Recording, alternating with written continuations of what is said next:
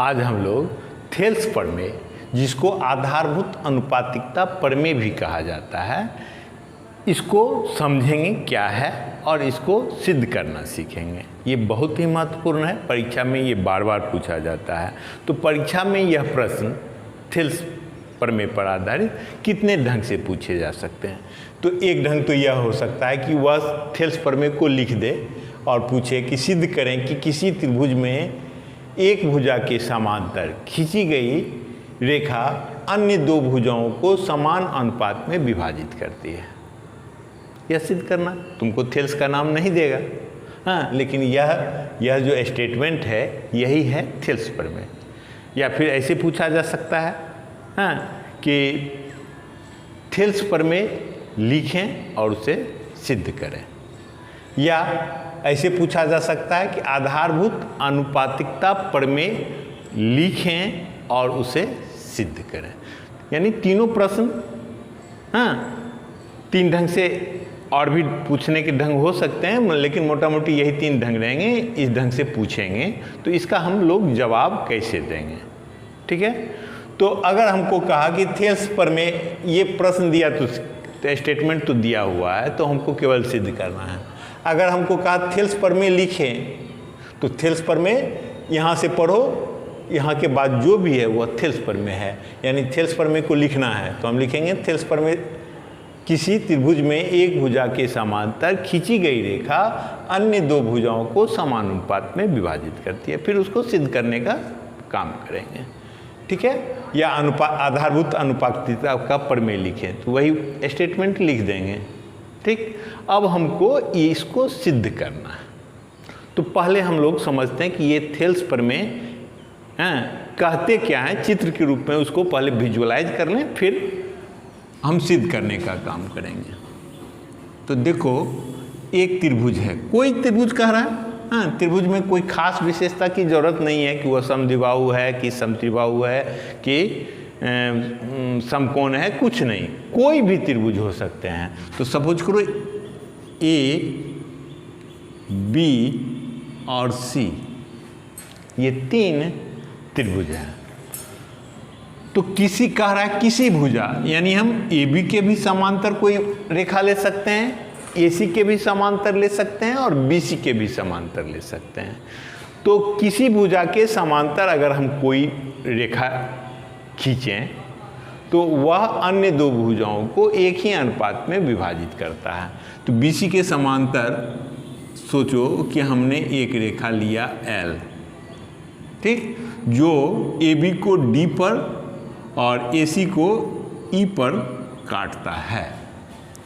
तो हमको सिद्ध क्या करना होगा कि ए डी बटे डी बी इजकल टू ए ई बटे ई सी, यही हमको सिद्ध करना है, ठीक है।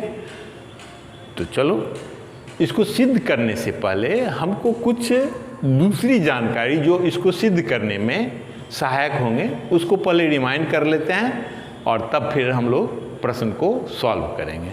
तो पहला बात याद रखो कि त्रिभुज के क्षेत्रफल क्या होते हैं। तो त्रिभुज के क्षेत्रफल 1/2 आधा गुना, हाँ, जनरली तो हम लोग यही बोल देते हैं ना, त्रिभुज का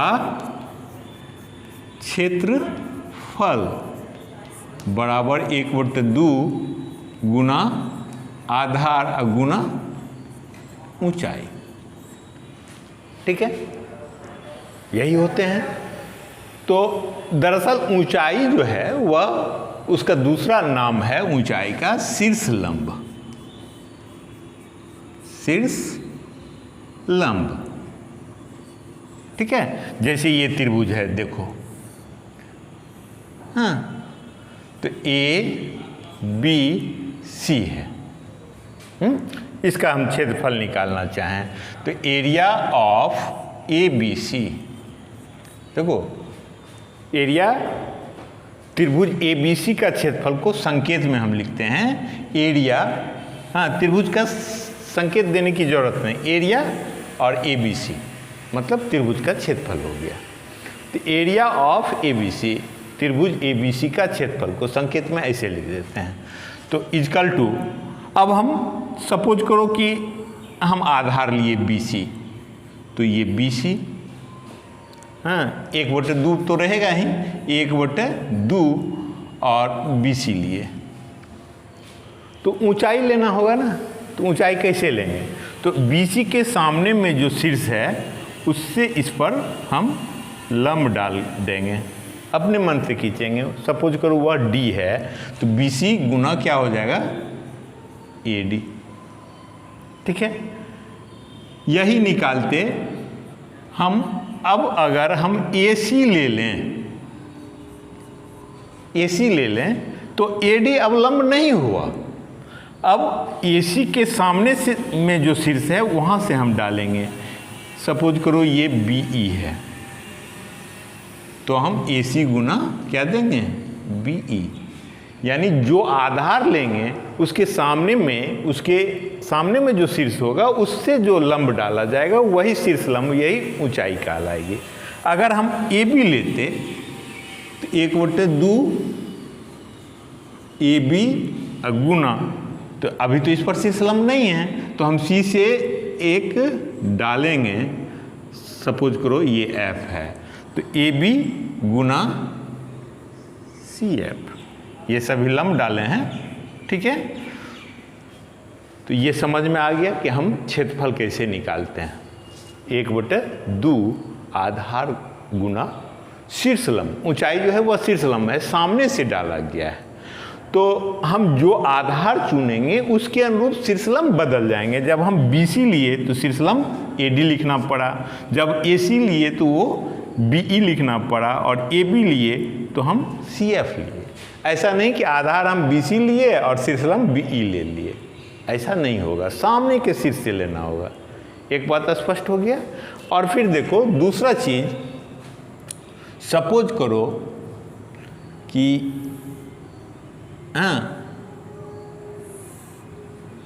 एक त्रिभुज ये है, ABC,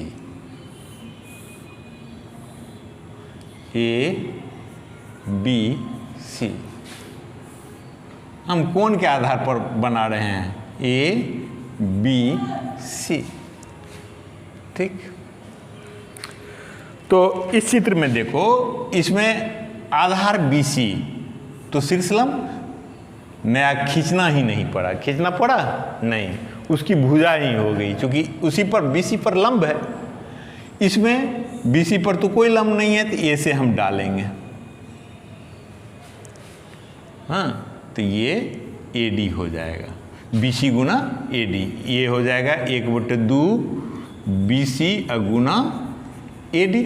यह हो गया 1/2 BC गुना AB, नया खींचने की जरूरत ही नहीं पड़ी। ठीक है, अब इसमें BC पर हम लंब डालेंगे, तो दरअसल यहाँ से हमको लंब डालना है BC पर, तो आएगा नहीं, यहाँ से गिराएंगे। सपोज करो ऐसा टेढ़ा है कोई, और यहाँ से हम पत्थर गिराएंगे तो पत्थर तो सीध में आता है ना, तो इस पर नहीं पड़ेगा, ये BC के बढ़े हुए भाग पर आएंगे। हाँ, ये D यहाँ आएंगे BC के बढ़े हुए भाग पर, तब भी 1/2 BC गुना AD। बात समझ रहे हो? तो यानी ये अधिक कोण अगर हैं तो शीर्षलंब जो है BC पर नहीं, BC के बढ़े हुए भाग पर होंगे, और वही शीर्ष ऊंचाई कहलाएगी। यह स्पष्ट हो गया। एक चीज का और हमको जरूरत पड़ेगा इसको समझने में। क्या जरूरत पड़ेगा वह भी देख लेते हैं।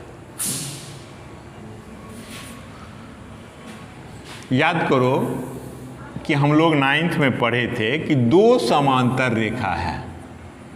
ठीक है, इसमें सपोज करो एक आधार हम चुन लिए AB, तो AB से अब इस AB को आधार लेकर के और इस समांतर रेखा के बीच में हम कितने त्रिभुज खींच सकते हैं? हाँ, तो हम अनंत खींच सकते हैं। खींच सकते हैं ना? ये अनंत त्रिभुज खींचे जा सकते हैं। तो सबका क्षेत्रफल क्या होगा?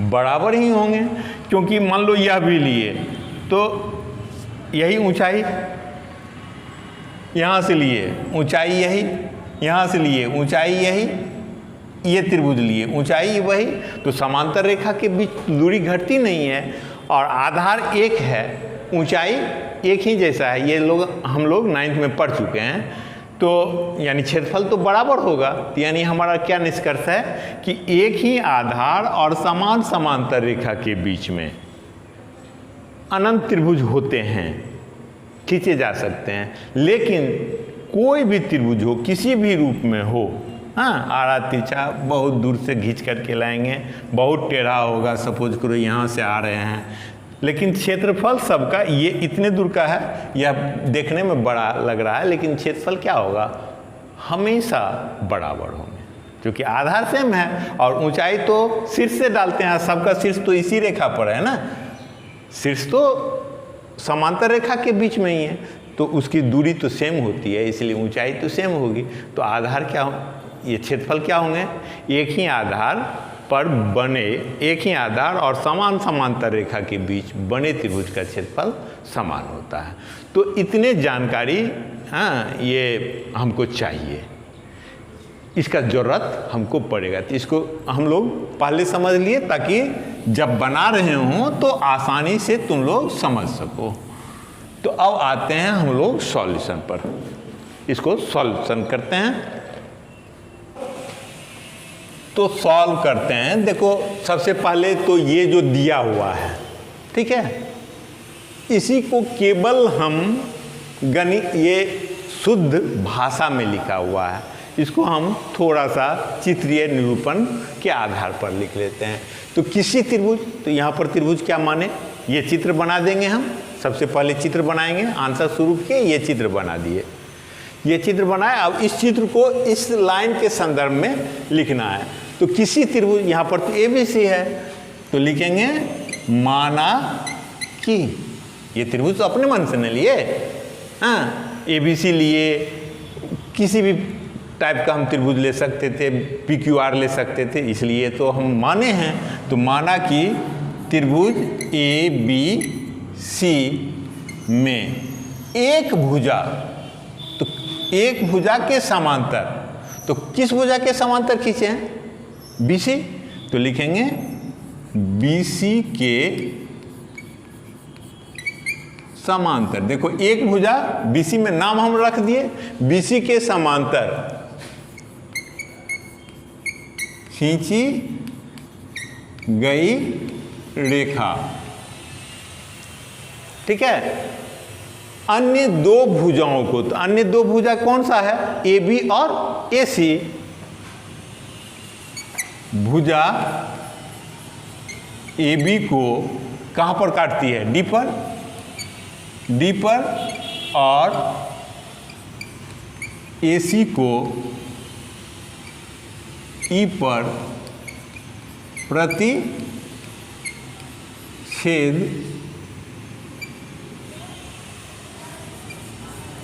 करती है। केवल थोड़ा सा मॉडरेट कर दिए कि अन्य दो अब समान अनुपात में विभाजित करती है। पहले तो काटेगी ना, तो काटना सब तो उसमें नहीं था, तो वो हम दे दिए, ई पर प्रतिच्छेद करती है, ठीक है।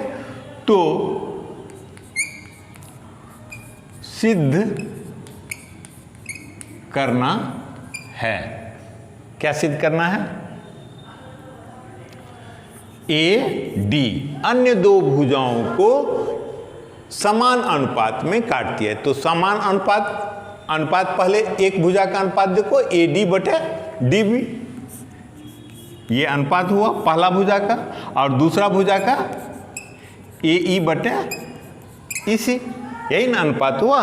तो ये दोनों समान हैं, हमको बराबर साबित करना है, तो यह हमको सिद्ध करना है, ठीक है। अब इसको देखो कि सिद्ध करने के लिए हम क्या करेंगे, ठीक है। तो हमको आगे बढ़ने से पहले, हम आगे क्यों बढ़ते हैं ये तो अंदाज़ा लग गया होगा कि क्षेत्रफल का यूज करेंगे। तो AD क्या किसी त्रिभुज का क्षेत्रफल है, ध्यान दो, हमको AD बटे DB लाना है ना। और ए ई बटे ई सी लाना है। तो पहला बात करो ए डी बटे डी बी। इसके लिए तो ए डी क्या किसी त्रिभुज के भाग हैं? तो हाँ है। किसका? ए डी ई का।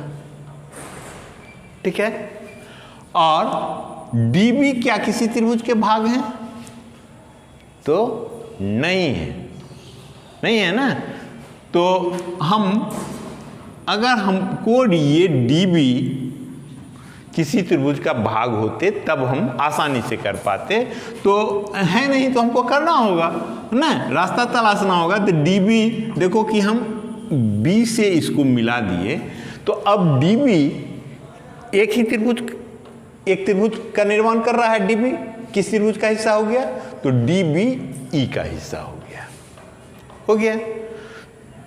तो ए डी बटे डी बी लाना है, तो इस त्रिभुज का क्षेत्रफल और इस त्रिभुज का क्षेत्रफल का अनुपात हम देखते हैं वह क्या है। ठीक है, क्षेत्रफल का अनुपात देखते हैं, यहाँ से बढ़ेंगे तो हमको ए डी बटे डी बी देखो आ जाएंगे। तो वो त्रिभुज का क्षेत्रफल, अब इसका क्षेत्रफल निकालना है, इसका क्षेत्रफल निकालना है। तो आधार ए डी होना चाहिए और आधार डी बी होना चाहिए। ठीक है, आधार तो होना, क्षेत्रफल क्या होंगे? आधार गुना ऊंचाई। तो हमको दूसरा जो भुजा इस त्रिभुज का लेंगे उसको आधार बनाना होगा। तो ए डी को आधार बनाए तो ऊंचाई कैसे ज्ञात होगा? तो ए डी के सामने में ई है, तो ई से इस पर लंब डाल दिए। सपोज करो ई से इस पर जी आया लंब। ठीक है, ये इसको भी डॉट में दिखलाओ, ये त्रिभुज का हिस्सा नहीं ना है, तो इसको डॉट में दिखलाना चाहिए। ठीक है, तो ये भी हम डॉट में ही दिखला रहे हैं, ये डॉटेड लाइन से। तो ई जी हमने लंब डाल दिया। तो अब इस त्रिभुज का क्षेत्रफल क्या हो जाएगा? ए डी 1/2 ए डी और गुना जी ई। ठीक है, और इस त्रिभुज का क्षेत्रफल क्या होगा? डीबी और ऊंचाई तो वही रहेंगे ना, इसका भी डीबी के सम्मुख शीर्ष तो ई ही है, तो यहाँ से जो शीर्षलंब रहे वही होंगे। तो देखो बहुत आसानी से निकल गए, है ना। तो हमको ये करने के लिए दो गो कंस्ट्रक्शन करना पड़ा ना, कि जी ई और बी ई को, जी से जी ई लंब डाले और बी ई को मिलाए। ठीक, तो हम क्या किए, या तो रचना शीर्षक करके लिख दो, या नहीं भी लिखोगे कोई शीर्षक तो कोई ज़रूरी नहीं है। ठीक है, हमको यहाँ पर कंस्ट्रक्शन करना पड़ा। तो हम क्या किए, ई से ई जी। ठीक है, किस पर? ए बी पर लंब, ए डी पर डालो या ए बी पर डालो, एक ही बात है ना। तो चलो लंब ए बी खींचा। ठीक, ये लंब खींच दिए, ए बी पर पूरे भुजा का ही नाम दे दिए। हाँ, तुम चाहो ए डी भी दे सकते हो, कोई बात नहीं है। तो ए बी पर हम लंब डाल दिए ई से ई जी, और क्या किए हैं, बी ई को मिलाया, बी ई को मिलाया। ठीक, इतना काम कर लिए। अब तो हम दोनों का क्षेत्रफल निकालने में सक्षम हो गए। हमको ए डी बटे डी बी लाना है, तो ए डी जिस भाग का है उसको लिखो।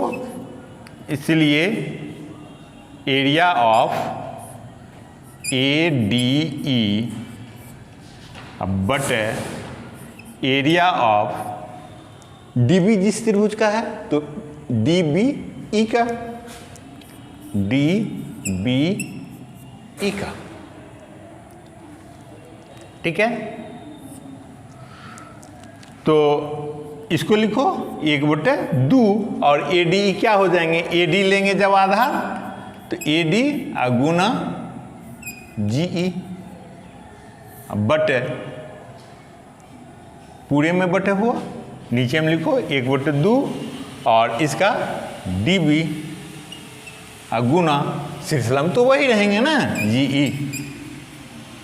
ठीक, तो ये जी ई कट गया, 1 बटे ये कट गया, क्या हो गया हमको देखो कि ए डी बटे डी बी, ये बायां वाला टर्म्स आ गए। इसको इक्वेशन 1 करके छोड़ दो, यानी area of A D E तुम दोहरा करके लिख लो, ठीक है। Area of A D E बटे area of D B E equal to A D बटे डी बी, एक इक्वेशन आ गए। तो अब हमको दूसरा तरफ करना है ये ए ई बटे ई सी, तो ए ई तो इसी त्रिभुज का है ना, ए डी ई का ही है, और ई सी इस त्रिभुज का तो है, लेकिन हमको शीर्षलंब सेम चाहिए तब ना रिजल्ट आएंगे। तो दरअसल इसको हम मिला लें, तो अब देखो हमको ए ई का शीर्षलंब खींचना है, तो डी से इस पर परपेंडिकुलर डालेंगे। हाँ, ये डॉटेड से दिख लो, ये क्या हो जाएंगे, चलो एच ले लेते हैं, और ये डी सी को मिला दिए। तो अब ये आधार, ये शीर्ष है ना, ये शीर्ष, तो यही शीर्षलंब होंगे, और यही इसका भी शीर्षलंब यही होंगे, तो रिजल्ट तो वही आएंगे ना, शीर्षलंब सेम है, कट जाएंगे 1/2। तो तुम वो पूरा लिखो या ना लिखो, हाँ, तो लिखो इसी तरह, तुम परीक्षा में ऐसा लिख सकते हो, कोई नंबर नहीं कटेगा, इसी तरह दिखाया हाँ जा सकता है। जैसे हम ये दिखलाए कि ए डी बटे डी बी, जब हम ये एरिया लिए ना, तो उसी ढंग से हम दिखला सकते हैं कि ए ई, या पूरा चलो हटाओ कर ही लेते हैं, तो फिर से हमको करना पड़ा, तो लिखेंगे पुनः डी से डी एच लंब ए सी खींचा, और क्या किए, डीसी को मिलाए, और डीसी को मिलाया, ठीक।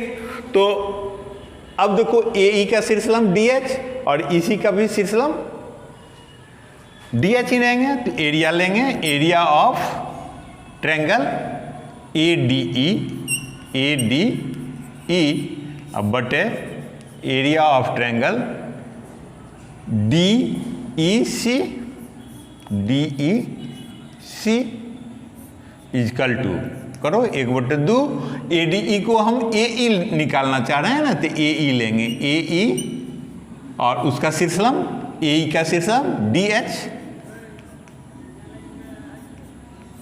और 1/2 हमको क्या लेना है, ई सी, और इसी के लिए भी, ईसी के लिए भी शीर्षलंब क्या होंगे, डी एच ही, तो डी एच। फिर से देखो ये कट जाते हैं, ये कट जाते हैं, तो यानी क्या हमको आगे ए ई अब बटे इसी। तो देखो बायां पक्ष भी हम जान गए, दायां पक्ष का भी जान गए, ठीक है। ये दोनों तभी बराबर होंगे जब इसका बायां पक्ष अगर हम सिद्ध कर पाए कि ये और ये एक हैं, बायां पक्ष अगर बराबर होंगे तो दायां पक्ष बराबर हो जाएंगे। तो बायां पक्ष पर गौर करो, ऊपर पर क्या है, एरिया ऑफ ए डी, इसमें भी एरिया ऑफ ए डी, नीचे में क्या है, area of D B E, area of D E C. तो ऊपर का तो झंझट खत्म, ऊपर तो एक ही है, अगर नीचे भी एक हो तब हमारा बायां पक्ष बराबर हो जाएगा, और जब बायां पक्ष बराबर हो जाएगा तो दायां पक्ष आराम से बराबर हो जाएंगे। हाँ, तो ये डी बी ई और डी ई सी को पहचानो, क्या इसमें कुछ विशेषता देख रहे हो, डी बी ई ये है ना, ये ठीक, और डी ई सी ये, तो दोनों का आधार तो यही डी ई है ना, और एक समान समांतर BC समांतर L है ना, तो समान समांतर रेखा BC के बीच में एक ही आधार पर बने कौन त्रिभुज हैं, इसलिए ये क्षेत्रफल क्या होंगे, बराबर होंगे। तो इस चीज को केवल लिखो। इसको इक्वेशन 2 करके छोड़ दो, पहला में 1 था और दूसरा में 2 है, ठीक है।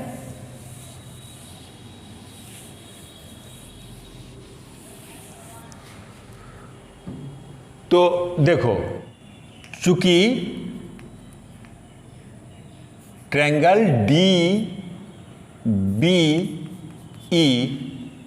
DBE और ट्रायंगल DEC एक ही आधार क्या है, DE, और समान समांतर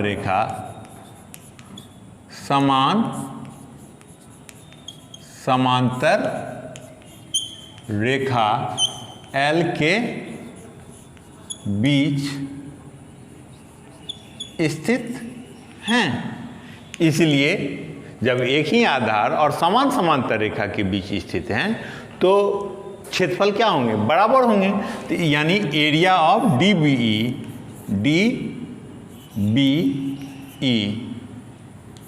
बराबर एरिया ऑफ DEC, ठीक है।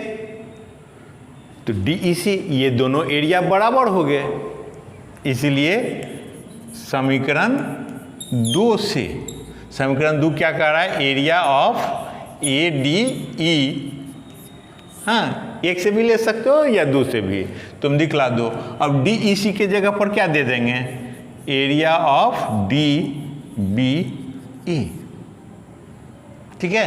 DB इसमें हम ADE तो ऊपर पर रखे और DEC किसके बराबर है, DBE के, तो वो हम बदल दिए, तो क्या आ गए बोलो, वहां पर AE अब बटे EC, इसको समीकरण 3 कर दो, ठीक।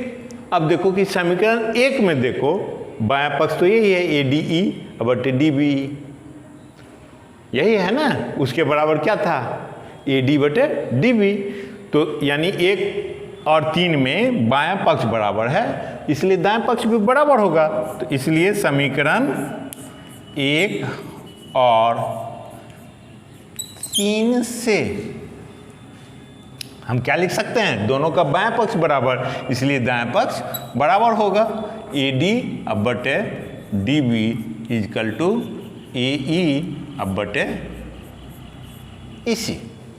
तो समीकरण 1 और 2 से हमको आ गया AD बटे DB बराबर AE बटे EC, और हमको यही साबित करना था, हेंस प्रूव्ड, यही साबित करना था, यही सिद्ध करना था, बात खत्म हो गई।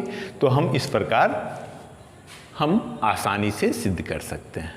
अगर तुमको ना समझ में आया हो तो कमेंट में लिखो, हम फिर से उसको डिटेल से बना के देंगे।